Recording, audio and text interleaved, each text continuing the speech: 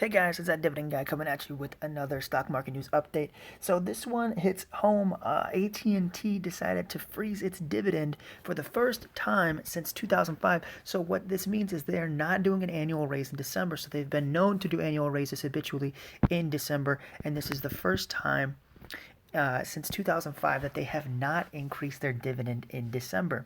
So why is this? So the habitual dividend raiser AT&T seems to have shaken its habit, at least for now. On Friday, the telecom giant declared a fresh quarterly dividend of 52 cents per share, matched what its four quarters predecessors did. This means that the company's not raising the payout as it has done for the first dividend every year, consistently beginning in 2006.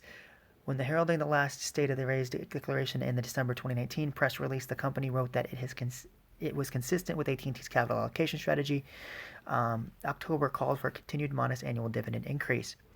The ambition has been scaled back. In Friday's announcement, AT&T wrote that the experts to have the financial flexibility in 2021 to continue to invest in growth areas, sustain a dividend at current levels, and focus on debt reduction. It added that it would provide financial and capital allocation guidance with its fourth quarter fiscal 2020 results, which are scheduled to be released in January.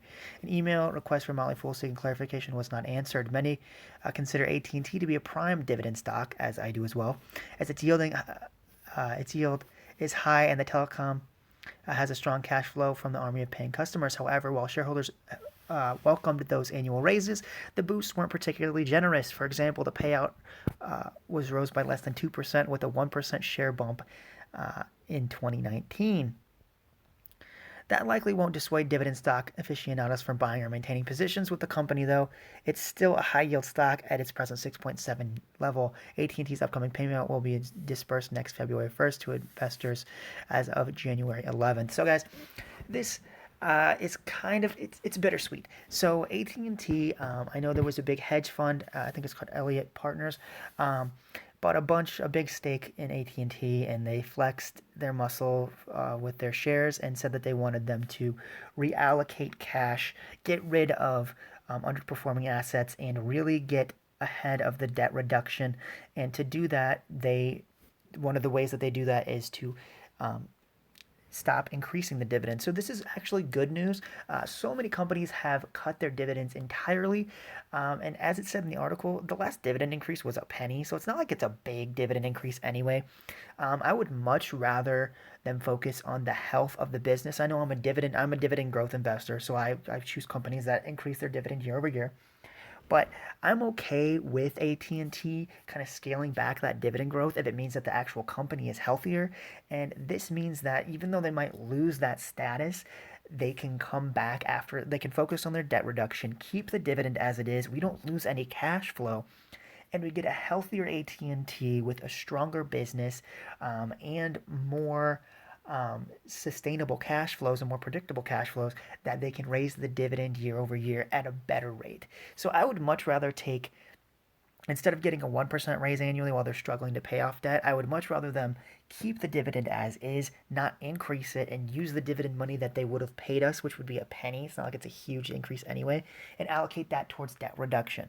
I think that makes AT&T healthier. I think it makes their cash flows a lot more sustainable, and I think that it gives us more hope as investors that they can increase it more in the future. I would much rather them scale back the dividend growth for right now and give us like a 2.5 to 4%, growth year over year instead of a measly 1%. So that's just my take on it. I'm planning on holding my shares and buying more. Even though they didn't increase the dividend, it's a penny. So AT&T is one of those big dividend pairs in my portfolio. They're one of my biggest positions. I'm very bullish on them. It's kind of sad that they might lose their aristocrat status for this. They still could boost the dividend in January and pay it in February.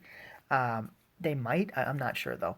But as of how I feel as a shareholder, I think that we have to look at the health of the business, and they have very good cash flows. They have more than enough to cover their dividend and their raise that they were planning on, that they usually historically give of 1%. But I would much rather them scale that back, focus on the health of the business, attack their debt, and make the overall company sell off underperforming assets, make the company more sustainable, make it more healthy, and possibly restart their streak at a greater a greater compound potential. That's just my thought, though. Let me know, guys. Are you guys buying more AT&T? Do you guys dislike it now? Like, I know a lot of people bought it for the status. I did, starting out, but I like the health of the business, and I like that they're attacking. I like that they're using their money to attack debt instead of giving us a 1% raise. I think it's healthier. I think it will, I think it will benefit us more in the future. But let me know, are you guys selling your AT&T stake because they didn't increase their dividend? Do you guys just gonna hold it? That's what I'm gonna do because it produces like $65 of free cash flow for me 4 times a year. So it brings in about $250 a year for me, so I'm not going to be selling it at all. I'll buy more if it hits, if it stays below or goes below $30 a share. That's just my goal. That's my price target. But let me know, guys. Let me know what you're planning on doing with the AT&T shares. Remember to hit the subscribe button on my YouTube channel, That Dividend Guy. And when you do, hit the bell notification so you don't miss any updates. I do portfolio updates Monday through Friday. I do Warren Buffett money moves. I do Tesla videos. I do dividend increase videos. I do stock market updates. So I do a lot of content. So if you guys don't want to miss anything, make sure you hit that red subscribe button and hit the bell notification so you guys don't miss any updates. Thank you so much for watching, and I'll see you guys in the next stock market news update. Take care, guys.